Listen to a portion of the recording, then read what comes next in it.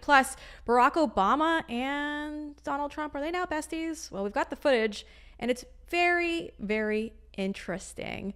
Plus, Mark Mitchell has been polling Americans in regards to Mike Johnson and whether or not he's actually going to cut back federal spending. So he's going to break down his very latest poll. And Steve Baker has an exclusive report regarding Gen.Mark Milley and the Pentagon approving direct energy weapons to be used during the June 2020 DC riots. He's got some incredible details that you're not going to want to miss. So we got a lot to unpack today. So let's kick things off. The images coming out of California are absolutely devastating to see. It's been absolutely destroyed by several fires, and it's hard to believe that these all just randomly started naturally, we'll say. A lot of us think this is possibly arson, but of course, we're not going to hear from any elected officials right now. They're just doing their photo ops at the moment. Joining me now to discuss is the great host of the Joe Pags Show, Joe Pags, joining me today. Thank you, sir, for jumping on. I know you're a very busy man. Thank you. Yeah. I'll always make time for you. What's happening? That's why you're the best. We're talking California wildfires, or I should just say fires at this point, because we don't know if these are just naturally coming about or if they are arson. I mean, California does have a history of arson, and these fires do quickly spread due to the fact that government officials, their elected officials, fail to uphold or just to maintain, I should say, the forests. And so here we are watching these fires spread rapidly. Yesterday, everyone on X was talking about how this little fire that started in Hollywood was quickly spreading. And Joe, I get it. There's a lot of wind going on right now, but it's hard to believe that this is naturally taking place, that this is just an act of Mother Nature. What are you making of all of this? We don't know if it's nefarious or not. If it is, I hope that somebody pays the full penalty of the law and is behind bars for a long time. I would hate to think that somebody's so disgusting that they would start the fires. But let's go by what we actually know. And you and I, do our living as speaking the truth and speaking fact and being journalists. We know that they have wildfires in that part of California all the time. We know that. We know that 6 years ago, then President Trump said from the White House, you've got to do something to clean up the brush. You've got to do something to hydrate that area. We have to do something to stop this from happening. It's not okay. And 6 years ago, he was talking about billions of dollars in damage then, and nothing was done. He called out Gavin Newsom then. Just a few months ago on Joe Rogan's podcast, Trump sat there and said, they've got plenty of water. They can have all the water they need, but they're diverting it to the Pacific Ocean to save some fish or a salamander or something stupid. And here you've got brittle brush, trees that should not be there, brush and leaves that have been there for years that are going to ignite and take out entire neighborhoods. It happened again. It was like he was prescient. Something has to happen. And God knows you need somebody who's in charge better than Gavin Newsom. And I would say that Karen Bass is in charge of LA, but she's not.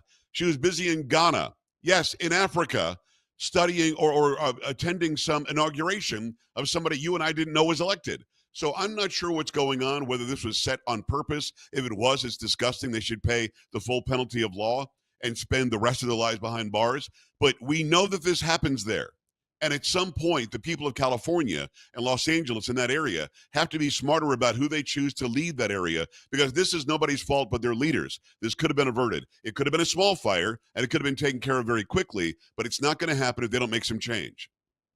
Yeah, and Joe, this is the problem with all of this, because Democrats in general seem to fail their way up. So although I know a lot of people on social media are calling for Gavin Newsom to resign, the odds of him resigning are pretty slim these days, because he knows if he just rides this storm out, that Democrats will have his back and likely promote him internally within the party. And so why back down now? And the point I think that's so disturbing in all of this, firemen are trying their hardest to fight back on these fires. But unfortunately, as they go to the fire hydrants, there's no water coming out. Right. And it's insane to think that this is happening. But live on television, there was a news anchor who was reporting about this. And then they were saying, oh, no, well, we're not hearing that there's no water coming out of the fire hydrants. And then one of the reporters in the field quickly fact checked that. Let's take a listen. And then I want to get your reaction on the other side. No firefighters have told us that they are running out of water. And let's go out to Gigi Graciette. She is live in Pacific Palisades. I know your signal's not the best, but Gigi, what can you tell us? Well, firefighters have told me they have no water on this block. I I mean, it's that simple, and it's that crazy that the water reserves weren't built up in time for all of this. They usually have this planned out. They're supposed to have this all planned out. And like you just mentioned, for some reason, the local government hasn't been doing its job. Uh, Joe, what do you make of this? We're all laughing at the news fact checking in live time type of situation, but he might have not known. So we'll give him the benefit of the doubt. But what do you make of these fire hydrants just completely running out of water? Well, I'm not as nice as you. I was a news director. I was a TV news anchor. You and I have been in news for a long time. That guy was covering for what was going on in that area. Now, you're probably right. He didn't hear directly from somebody who said we ran out of water. He's got a reporter there on the scene that I'm sure was filling in the producers, filling in the people who were the managing editors and everybody else, that there's no water here. And we've been reporting nationally that they were out of water in many fire hydrants. So I believe that person is complicit, just like the complicit legacy media, in spreading mis or disinformation to cover for their buddies. He probably likes Karen Bass. I don't know that to be a fact, but could be. He probably likes Gavin Newsom. I'm glad that the Gigi, whoever she is out in the field, said they are out of water. They have no water here. And I want to allude back to what I said earlier. Trump made it clear just a few months ago on Rogan. There is plenty of water that comes downstream from the melting snow in Canada that goes all the way through the west coast of the United States. There is plenty of water, but because of some fish or some tribal something, they're diverting the water to the Pacific. And then they're doing it, then they're pretending like they've got drought situation there. It's not a drought. They've got plenty of water that they're not utilizing because they want to say, hey, look how great we are for the environment. We're saving some, fin breathing, some sort of gill, little tiny, I don't know what the fish is. Breanna, I don't know what the fish is. They're saving some stupid fish that some tribe there said you've got to save. And in turn, you've lost 360,000 people without power. You've got at least 5 people dead. And you've got thousands and thousands of homes that are just gone. Entire neighborhoods overnight are gone, and they feel good about their move with the salamander or whatever the hell it is. Look, at the end of the day, these are not leaders. These are people, as you said very correctly, they have somehow failed their way up. Karen Bass was a racist when she was a representative in Congress. She's a horrible person now. Gavin Newsom was out campaigning in Alabama in front of some church that he thought that Martin Luther King Jr. spoke at or something, campaigning for presidency for some future race, I guess. It wasn't going to be this year, instead of focusing on the needs of California. That's why people are flooding. They're flocking for the border to leave California. They can't trust their leadership because there is no leadership. It makes me sick. But I do want to go back to where you started. That anchor, whether he knew or didn't know if there was water, should have said, there are reports there is no water, although we have not heard that directly from the fire department. He didn't say that. He seemed to try to dismiss it by alleging that we haven't heard that from anybody, as if it's not happening. And his own reporter had to check him live on the air, and I'm glad she did. Yeah, and it's so obvious at this point. I mean, there's all these videos coming about of the fire department having to get water from their own truck, putting it in women's bags and tossing it over the fire, hoping that would help. It's sick to even see that happening and taking place. But again, I mean, Joe, the failures are endless, and this is also important to address. You know, the LA City Council appointed their first female lesbian fire chief. And then also there's the assistant chief is also a female lesbian, as well as the training commander. Now, Joe, I know more about their sex life than we actually should really know. And I'm going to be direct. I get so angry that we have to sit here and talk about what their sexual preferences are rather than their actual job requirements. And these 3 have been doing interviews in local news for over 2 years now, talking about their preference. And it's disturbing that this is the qualification that lands them these jobs. Do you think that plays a role in what we're seeing unravel here today, that LA is just not prepared to fight back these fires? Yes, because you and I can talk about who we know they like to sleep with, but I can't tell you what their qualifications for the job are. Can you? Nope. I have no idea. We have no, Breanna, we have no clue. This is, look, we've hit critical mass nationally. That's why we had this mandate in the election. The Senate, the House, the presidency, the Supreme Court are all leaning right. They're all conservative because Americans are sick and tired of this. DEI is on the way out. Nobody told these people in LA clearly. It's on the way out. This whole idea that the biggest terrorist threat in the country is white supremacy, that's on the way out. It's not true, as you've got people that are radicalized in the military running people over New Orleans. The fact that you've got 3 people in charge of the Los Angeles Fire Department that you and I can't tell, and we do this for a living. We do information for a living. We can't tell anybody watching or listening what their qualifications are. That's nuts. That's absolutely insane. Yet you and I both know who they like to sleep with. Help me out with that, because I can't figure it out. I can't figure it out either. And I wish they'd stop surrendering that information. To be honest, too, Joe, if they were heterosexual men and they were so open about their sexual preferences and how they want to hire more men who have that same sexual preference, there would be a lawsuit filed against LA County for just that, or for the city, I should say. So to hear this continuing on and continuing to push this narrative is really upsetting to me, but it's not surprising. This is what they do. This is why we had the great work of people like Robbie Starbuck, who's out there every day forcing these corporations to end these DEI hiring practices, because it needs to end. It's got our country in probably the lowest place we've ever been, and it's time that we all call it out. And I'm so thrilled that we're doing just that. Joe, before you go, I wanted to get your take on this, because we saw, and this was at Jimmy Carter's funeral on Thursday, we saw Barack Obama and President Trump having a good old laugh. Obama's laughing. We don't really know 100% what Donald Trump was saying to him, but according to New York Post, it had something to do with, we need to talk later because it's important. What do you make of this? Because Barack Obama, he doesn't seem, and by the way, Michelle's not by his side, according to reports. She didn't want to be sitting next to President Trump. Well, listen, Trump is Hitler. He's a fascist. He's horrible, orange man bad. He's trying to take over and never leave office. He wants to be a monarch. And Barack Obama just was thrilled to sit there and joke it up at Jimmy Carter's funeral. I don't understand. These people, listen, here's what I got out of that. I don't know if the lip readers are right. We've got to talk something important. Maybe they're talking about their golf game. I have no idea. But here's what I do know, that the legacy media has been so exposed by their disgusting coverage of President Trump over the past 4 years, so exposed that the people that were allegedly on their side, one by one, Jill Biden, Barack Obama, as they get anywhere near this guy, they are thrilled by it, and they're acting like school children. I hope that the one takeaway we get, and I don't know what they were saying to each other, hopefully we'll find out, but I hope the one takeaway we get from that and other instances when you had Trump meeting with world leaders at Mar-a-Lago, all of them, kneeling at his toes. Mm-hmm. I hope that the people watching, listening to you, will realize that you're real news, that the legacy media is on the way out. The legacy media doesn't even realize how over and how dumb they are. Put a fork in me. I want to go back to the fire for a second. Did you see David Muir from ABC? Did you see the outfit he was wearing? For those who didn't see it, now, you probably don't have the picture. Maybe you can put it in post. But David Muir is out there reporting, the guy from the ABC Nightly News. And he's wearing this turnout coat like he's a fireman. But it's very tight and very form-fitting. And as he's turning around to show the fire behind, you can see that they were making the jacket tighter with these clothesline clips. I mean, what are we talking about here? Breanna, the guy thought he was a model, that he was on the runway, and he had to look really, really svelte and good and buff as he's reporting about devastation in L.A. They are so done, they don't even know they're done. And that thrills me. Because when you and I do news, we do it for real and people can rely on us. You can't rely on them anymore. Again, I don't know what Barack Obama and Donald Trump are talking about, but it exposes the complicit media for who they are for the past 4 years.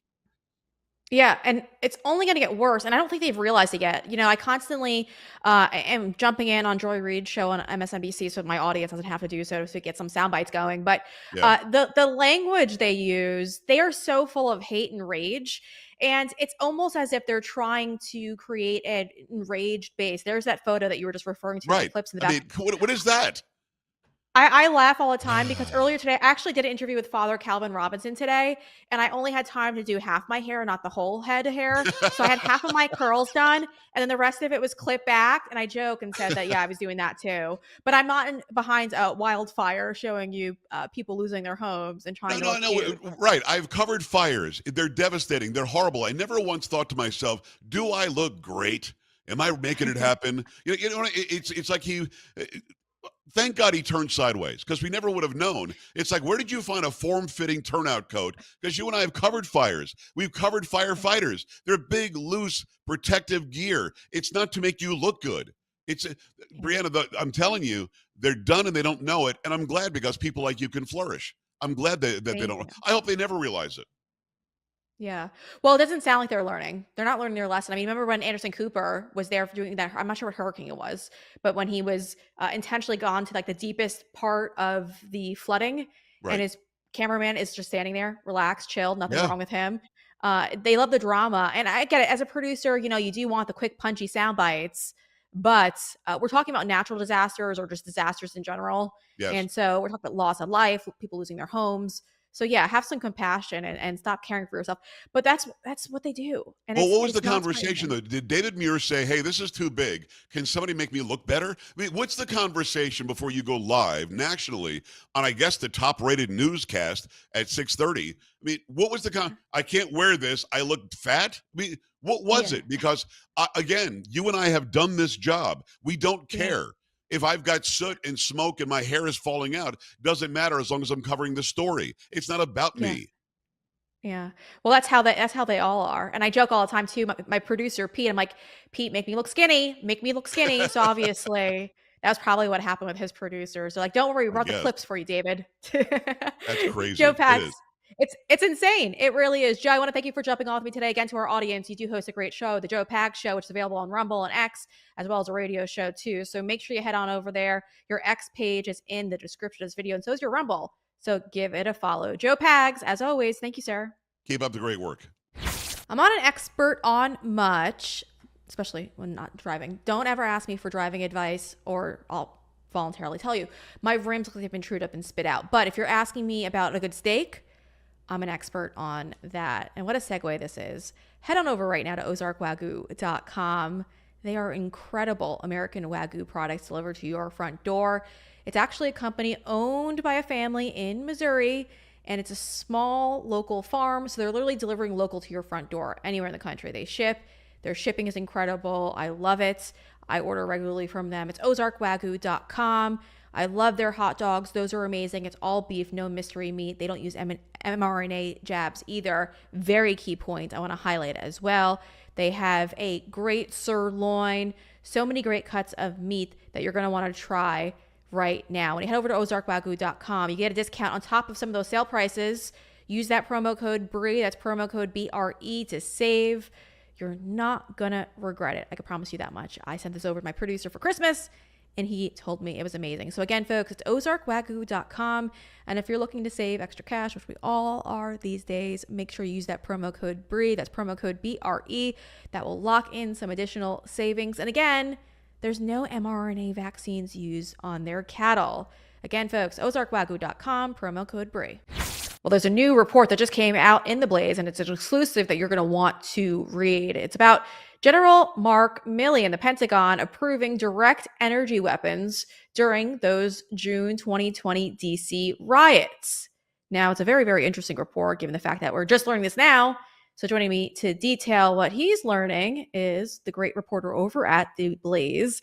Please welcome to the show, Steve Baker. Steve, you've done a great job, again, uncovering something that looks like the federal government was trying to potentially agitate the already agitated crowd back in 2020 outside in DC. So break down your latest report, because we're just learning about this now because Mark Milley opened his mouth recently. Yeah, he did. He was in a meeting. I'm going to refrain at this time from saying where and exactly how many people were involved, but they were all officers. They were all senior military officers, in which one of them happens to be our source for this conversation. And in this meeting, Mark Milley, former chairman of Joint Chiefs of Staff, during that June 2020 and the Summer of Love riots, but specifically there at Lafayette Park in D.C., we learned that he mentioned to this group of officers that he, in fact, authorized the use of both heat and sound non-kinetic weapons. Well, that's directed energy weapons. That's what that means by non-kinetic.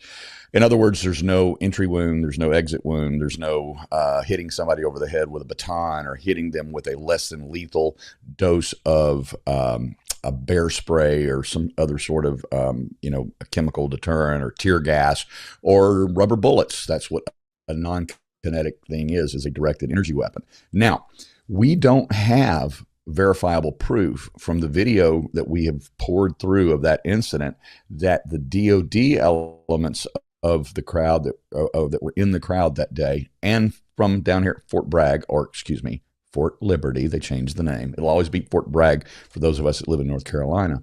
But we don't have the evidence that they used whatever they brought, but we did find video proof that the United States Park Police did in fact use a small backpack version of an LRAD.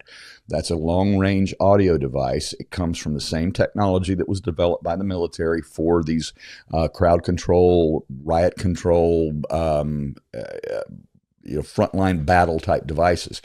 And so what we did is we started putting together the pieces of the puzzle. Now, Breanna, as you know, I've been probably working on this for, exactly 4 years this week, as a matter of fact. It was 4 years ago this week, in the days following January 6th of 2021, that I was working on doing frame-by-frame analysis of my own video from January 6th and starting to write my story, that I was actually staying with a special operations specialist. I'll just say tier 1 for now. Those who know what that means know what it means. And while at his house, he would be leaning over my shoulder, looking at my videos, and he would be pointing things out to me and saying, this is what's happening here. This is what this person's job is. This is what her job is. Watch how they handle themselves. Watch how they disappear into the crowd. They do their thing, and then they move along.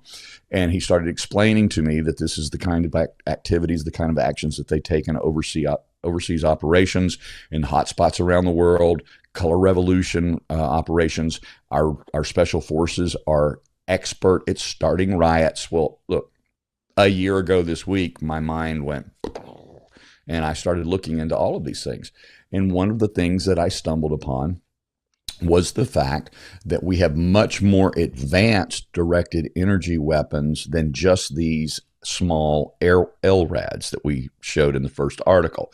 We have much more advanced weapons than the riot control microwave, truck mounted weapons, which are all open source. As a matter of fact, you can go on YouTube and you can see DoD presentations of these weapons being used, even with journalists and Congress members volunteering themselves to be hit by one of these microwave weapons and take the blast.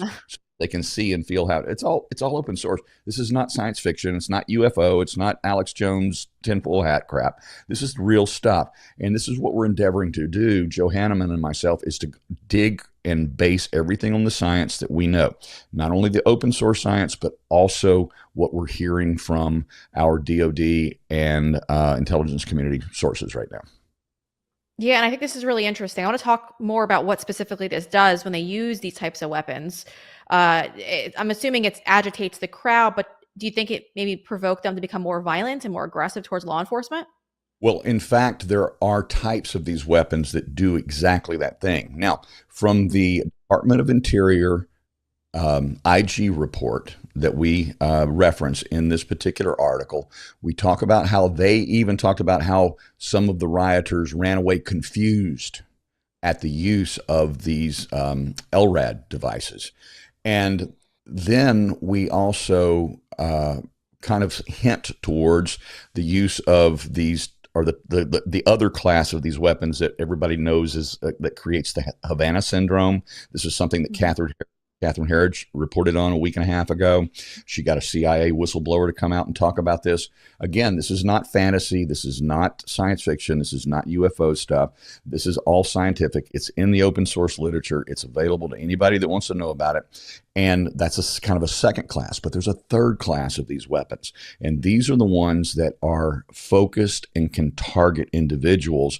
And they do it typically not only with what they call infrasound or ultrasound, but more frequently with RF waves, microwave, radio frequency waves that resonate with different parts of the body. Now, okay, I'm gonna try and give you the version of this for the average listener. All right, and this is best for me to be able to absorb it as well. And as it has been explained to me by our own sources who actually participated in the development and the testing of these particular devices, this is how it was explained to me. If you look at the antenna on an old car, pickup truck, or whatever, 70s, 80s, 90s, or whatever, an antenna on the car produces a resonance when it's hit with a particular range of radio frequencies. That's why we can pick up an AM signal, an FM signal on our car radio, is that antenna is designed to resonate only at that frequency. But that frequency doesn't affect us. Even though it's in the air and it's all around us, it does not resonate with our body parts. But the science, and we go all the way back to the 1950s in the Soviet Union when they were researching, studying, and developing what they called psychotronic weapons. They were developing these weapons and learning what parts of the body resonate at different frequency ranges. And that's where this science has gone over the last 70 years, is that they have discovered that the lungs will resonate at a certain frequency. The heart will resonate. The different folds of the brain, the different lobes of the brain will resonate at different frequencies, as if it's just finely attenuated. They can resonate in this part of the brain just with a slight change. They can resonate in this. And by so doing, they can control and influence behaviors. Like, as we talked about, we had a very highly placed former, again, I have to be careful and remember how we worded it in the article, but it's a former commander of, very high-ranking commander over Special Operations Command in the Army. And his exact words to me were, as we showed in the article, that these particular types of advanced weapons, with them, they can stop your heart, they can make you shit your pants, or they can affect other parts and other organs in your body. And so with that, we understand now that they can not only make you go crazy, and they can do that with both audio and RF frequency agitation weapons. We also know that they can make you hear voices in your head. They can influence violence. They can influence behaviors that you never would have otherwise engaged in whatsoever. But as we've seen from the Havana class of these, Havana syndrome class of these things, they can make you have long-term, very, very horrific long-term health effects as well. Steve, I'm going to ask you, because you were there on January 6th, and this sounds like a lot of the stories that we heard from people. I mean, I know I heard individuals saying that they never really thought they were going to go into the Capitol, even though they weren't violent that day, that they felt like they weren't acting like themselves. Do you think weapons like this possibly were used on J6 as well? Because it sounds like this was used possibly to make things more chaotic under President Trump. This has always been something that I have been curious about. Now, I have no evidence whatsoever that these more advanced, quote unquote, RF agitation weapons were used on January 6th. We do not have the evidence of that. We do, in fact, have the evidence that the lower end LRAD, LRAD, consistent with the same model and type that was used at Lafayette Park, was in fact used on the West Terrace that day. I can also tell you from my own video evidence, I told you I've been on this for 4 years, from my own camera, that weapon was not used effectively. It is supposed to be a crowd control device. It's supposed to clear an area. I can tell you that we have the operators on camera confused about how to use it, didn't know how to, and ineffectively deployed it. I have it on my own camera. That's coming in part 2 of our series. But it's very curious because of all the trials I've covered, and we have dozens and dozens of testimonies, particularly during sentencing hearings, of these individuals talking to the judge, crying, tears running down their face, saying, "Your Honor, I don't know what happened to me that day. I've never had a day of violence in my life. I've never participated in a domestic violence. I've never had a criminal charge against me other than a speeding ticket in my entire life. And for some reason, I lost it that day. I don't know what came over me." Now, Breanna, a really good agent provocateur, skilled in the arts of starting riots, fanning the flames of riots, creating color revolutions, can do that. That same special operations commander who said to me that we can stop your heart, we can make you shit your pants, he also went on to say, and this will be in our second story, or second part 2 of the story. He also went on to say, would not need that for January 6th. He said, I would only need 4 or 5 of my best guys to make January 6th happen.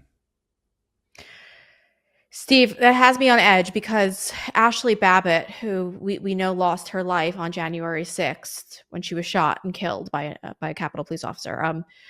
We know that her family, I know a lot of people ask, why was she there that day? Why did she make her way into the Capitol that day? Why was she at that point going to be getting closer to lawmakers? Why? And a lot of people did, I think it was her husband I heard this from, but don't quote me on this, said that she had anxiety. She's a veteran, so she had anxiety from being in a claustrophobic area, and she might have been trying to escape. This is does that sound like this might have? Yeah. Yeah. Our sources, who are, as I mentioned earlier, who participated in science, research, development, R&D, participated in the field deployment engineering of these smaller backpack size concealable agitation weapons, who continue to work and do testing on them as well. What they have told us is that someone with PSD, this will drive them batshit crazy. And so we look at all of those that were former military who never had a history of violence that were jacked up in January 6th. We're talking about lieutenant colonels. We're talking about Air Force pilots. We're talking about Green Beret. We're talking about all manner of people who had never participated in this type of thing ever in their life. We're talking about law enforcement officers of all types, FBI to local sheriffs, all the way to firemen, people who have been in a career for 20 years plus that could, in fact, create levels of psychological PTSD. And as a result of being exposed to this type of weapon, they can, in fact, lose it. I don't have proof that that happened on January 6th. We just know that the weapon exists. We know what we saw happen that day. We know that we have the experience from courtroom testimonies, trial transcripts, sentencing hearings of people that talk about having no understanding about why they acted that way that day as compared to the rest of their life, whether the rest of their life was 30 years or 60 or 70 years. We also have the most unusual of circumstances, and I can't reconcile this mathematically, but we have 4 people that dropped dead that day. We have Phillips, we have Boylan, all of whom's heart stopped. But then we also, at 10 p.m. that night, we had Brian Sicknick, who collapsed. Now, he died the next day, but he collapsed that night. And by the way, these types of agitation weapons have the potential to affect people on both sides of the police line. Steve, it's horrifying, yeah, because it would make sense that it would affect both sides. If they don't have a way of actually just making sure it doesn't affect their own, so they're could potentially subject their own people to it as well. But again, I mean, I've spoken to a bunch of J6ers. A lot of them don't have any recollection as to how they ended up right at the front of the Capitol steps. And so I think that's telling in itself as well. So Steve, I'm glad you're on this. There's a lot to look into. I mean, I hope we could get to the bottom of this, especially since there's going to be a change in administration soon. But I'm sure they'd like to hide this because this would destroy our federal government if this were to be proven potentially to have happened. So I look forward to seeing your part 2 in all of this, Steve. And I want to say, before we sign off here, I'm not going to make claims on your show or anybody else's show or on Blaze or in one of our articles about things that we don't know for sure. Yeah. And we do not know that this was deployed, but we have a lot of circumstantial evidence that is making us look for it in the crowd. Yeah. Well, if you're hearing that this happened in June of 2020, what's stopping them from using it on January 6th of 2021? I don't know. But again, we don't have the evidence to directly claim that they did 100% use it. This is just pure speculation at this point. But Steve, I'm excited for your part 2, and I'm excited to learn more about this because I think this is really telling. I think our federal government needs to wake up. And you know what? We're going to get great people in the Pentagon soon. Pete Hegseth is likely to be confirmed, and I'm sure this is something that he's going to want to look into as well because this is something that he'd be really upset if he found out was used on the American people. So we shall see. Steve Baker, as always, incredible work. You never disappoint me. For our audience at home right now looking to read in on all of this, you got to head over to theblaze.com and give it a look. Steve, thank you so much for joining me today. If you didn't know, let me explain to you who I am, because we are now available on several different platforms, including The Mel K Show, as well as Graham Allen's new platform, Dear America Plus. My name is Breanna. I left the corporate media world, and I was there for over 10 years. And after leaving Fox Corp because they wanted me to comply with an illegal private sector COVID vaccine mandate, I went on this venture into independent journalism. And because of all of that, we now have this great show. I cover all the topics the corporate media refuses to cover. But with that comes a little bit of a risk. We don't get funding from any type of corrupt corporations or foreign governments. We're strictly funded by you all at home. So if you like to support independent journalism and all the great work that we try to do here at the Breanna Morello Show, head on over right now to supportbre.com. That's supportbre.com. We've set up a platform for you to become a direct donor to this show. You can make a monthly donation or make a one-time donation. The monthly donations are greatly appreciated, though, because it lets us figure out budgeting. And that is very important when you're trying to get researcher and other hands on deck to create a program like this. So do me a favor, please, please, please head on over right now to supportbre.com. Make that either one-time donation or monthly donation. You get to pick the dollar amount, and it's safe and secure through Donor Box. So again, folks, it is supportbre.com. That's supportbre.com. That's how you keep independent journalism alive. All right, I know many of you at home are very passionate about federal spending. I know I am too. We're done with all the pork, and we want our government to crunch down because we're in debt. And it's a very serious issue. Elon Musk, who's supposed to be the head of Doge, telling the media that he actually might not reach that $2 trillion federal budget goal that he originally set. Now, he claims that was the high. He says that was the best they could probably do. He doesn't think they're going to come too close to it, but he's going to try his best, is what he's talking about now, which is deeply concerning because we want all of it cut. And so I got to say, we're going to aim for that $2 trillion because this country's in debt and we got a lot of paying off to do. Joining me to discuss, because there's a brand new poll out that reflects how Americans feel about all of this, is Rasmussen Report's Mark Mitchell joining us. Mark also does a great channel over at YouTube. You got to check it out, Rasmussen Reports. Give them a follow if you're on YouTube. Mark, and you're also on Rumble too, I should say. Mark, thanks for jumping on with me today because you guys did a great poll in regards to spending, and I want to get to that. You guys asked about federal spending and Mike Johnson, whether or not he's going to do a good job at all of this, and 61% of voters approve of cutting back the size of the federal government to reduce spending, if I have that correct. So tell us about this latest poll, because I think it's interesting. Most Americans do want these things to be rolled back. Yeah, there's been this myth for a really long time in American politics. The Democrats are the big government party and the Republicans are small government. And to be honest with you, over the economy's gotten so bad that really like everybody is now. I mean, Democrats do disapprove of cutting the government, but it's only like 48% to 43%.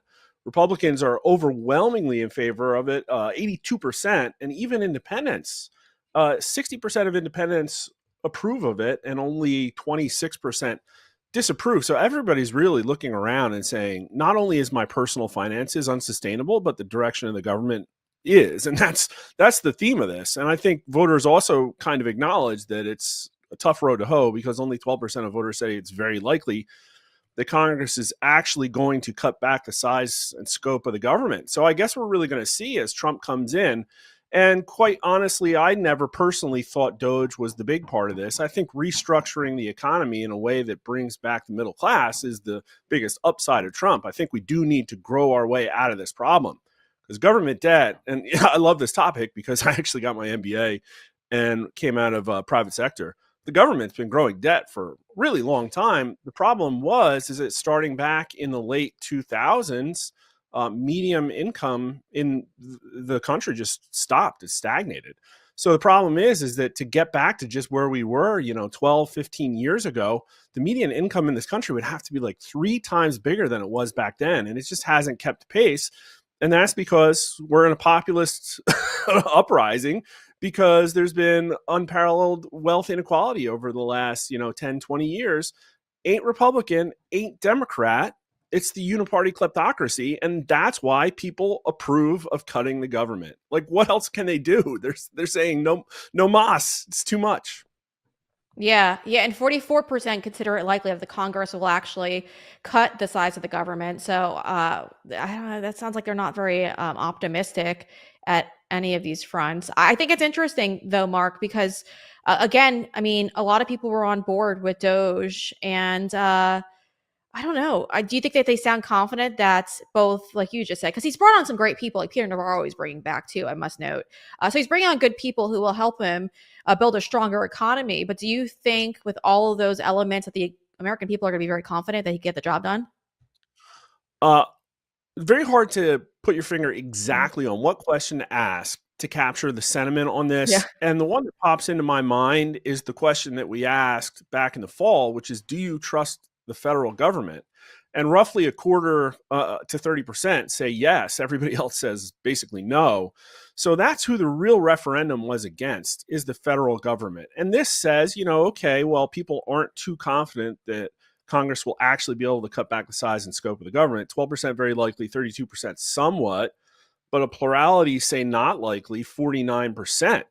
But they want it done because they don't trust the government. They hate it. And so Yeah. I think people look at Elon, and I think the whole Doge idea is very popular because of what he did with Twitter, which is cut 80% of it, fire all the wokesters, put them out on the street, get rid of the ideological aspects of it, and change the way it operates, which should be a for-profit enterprise with very transparent policies surrounding censorship. And we'll see if, I mean, that's the way the wind is blowing, because the famous weather vane Mark Zuckerberg is doing the right thing. But what he doesn't understand is it all comes down to execution. And I think voters, Americans, absolutely understand that, which is why Twitter is rapidly growing. And I don't think Facebook will. Yeah, and the interesting part too is, like, Mark, I remember like 2 years ago we were talking about Zuckerbucks, and so to hear that we've gone from the Zuckerbuck discussion to free speech and him being an advocate for free speech is mind blowing. We actually had Mike Benz on the other day, and I asked Mike, because obviously he's like this big, he knows all things related to free speech and censorship, whether or not he believes Zuckerberg, and he said, yeah, he's been actually trying to push for free speech and has been getting pressured by the government, and so Mike Benz actually thinks that this is authentic. I thought it was just maybe a political move. I know. I made the same face too. And he told me, but he's 100% behind it. And he's like, Yeah. Breanna, I've been watching this guy for years now. I think he's on board with getting rid of censorship. So, I mean, we'll see. I don't really have my hopes up too high, Yeah. but Mike I'll have to Benz is look at all in on that. segment.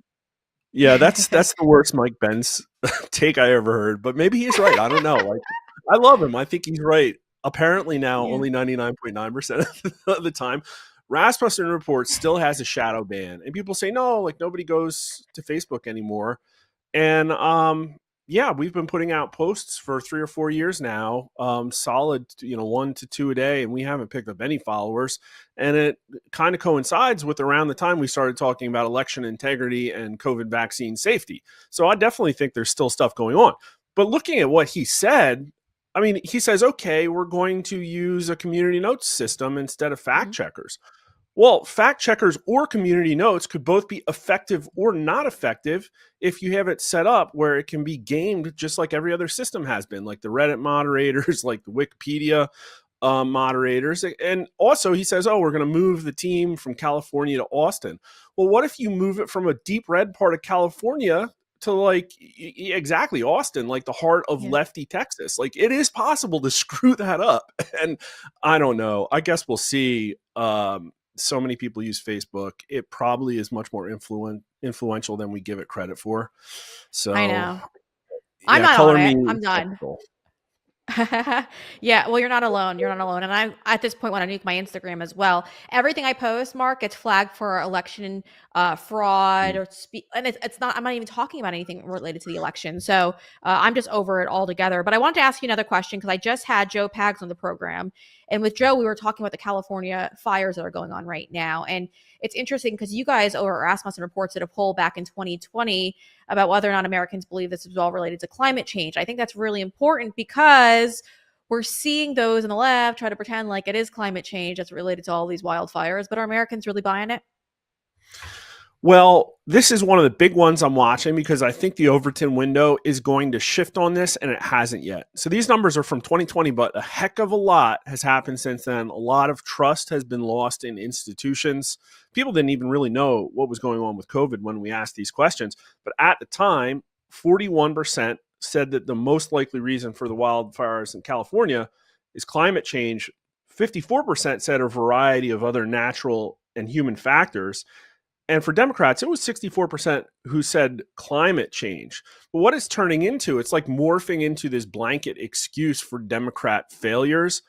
And because of the shift in the media landscape, just in the last 4 years, really just in the last 1 year, I think on a lot of things like this, on reparations, on abortion, on all these things that the Overton window moved massively left, I think we're going to see blowback. And I guess we'll have to maybe come back on, but the numbers should be out sometime next week about what they are now. I don't think Americans are going to buy climate change as much anymore. And quite frankly, their economic situation, I think this is a luxury belief. And now they're worried about burning their houses burning down, not being able to get insurance, and then the government pissing on them and telling them it's raining. Like, that's what this is. So, Yeah. yeah. Yeah. Horrifying. No, 1,000%. And that's the point of all of this. I mean, President Trump has been warning Newsom to handle the forest management in his state, and he's just decided not to do so. And that's why I know a lot of people are like, oh, it's incompetency. I don't think it's incompetency anymore. I think it's to push this climate change agenda that they have because they need the numbers. Sadly, they need the devastation. They need those images so they could do just that. So at this point, and I don't think the fires are random. This is me putting on my tinfoil hat. I don't think they're random. I think it's very obvious yesterday when I sat here and saw the Fox Live shot of the chopper where that random fire started in Hollywood. It just seems at this point that these fires are starting, and I'm just have to assume at this point that it's arson because it's happened before in the past. It's not that crazy of an idea, Mark, but if you want to put on your tinfoil hat and react to that, you can. No. My second favorite public opinion tool is Google Trends. And right now, believe it or not, in this country, searches for the term eco-terrorism just in the last day are outstripping searches for global warming. So searches for the term arson in California are massively increasing over searches for the term climate change. So I do think you're not alone. I think there's a healthy skepticism of where these fires are coming from. And again, hopefully the polling numbers bear it out. But I mean, like, I think that everybody knows, like California, arson searches through the roof. They're probably looking for video, and it's probably going to come out. And that's probably what we're going to see in 2 or 3 days on Twitter is all these videos of people lighting these fires. I can't wait for it. Yeah, there was one that I saw, but I couldn't confirm it myself, so I wouldn't even air it. But yeah, no, I think that's the case. And I honestly have had enough of this, and I feel horrible for the people that lost their homes. But we got to wake up. We got to realize that this is not accidental, and that these things are both government failures and possibly crimes being committed. And so we have to keep our minds open to all of that. Mark Mitchell, I want to thank you as always for jumping on today. For all of you at home right now listening, you got to head over to his YouTube Rumble page. Give him a follow. It's Rasmussen Reports. We've got that link for you as well. Mark, as always, we'll see you here next time. And let me know when you get that poll in, because I would love to compare both 2020 and 2025. Because I think Americans have changed. Right away. Yep. Thank you. I appreciate it. If you enjoyed that segment, make sure you're subscribing to this show because we're a podcast as well, available on all of your favorite podcasting platforms like Spotify, Apple, Amazon, and so many more. So give us a follow there and leave us some feedback. I love seeing your comments, and I love a good 5-star review. We greatly appreciate it when you do just that. That's it for this show tonight. Thank you so much for joining me. Now, listen, guys. I know it's pretty devastating, but this show is going to be Monday through Thursday for now because I've got a little surprise up my sleeve for Fridays, so you're not going to miss out on that. So we won't have a show tomorrow night. I'll be back, though, in my chair Monday at 7 p.m. Eastern Time, so make sure you join me. I'll be on Rumble and X as always. And again, if you're not following us as a podcast as well on Apple, Spotify, or Amazon, make sure you do just that. We greatly appreciate it when you do. And if you enjoyed tonight's show, make sure you share it with a friend. That's how we spread the word and save this country. I'll see you.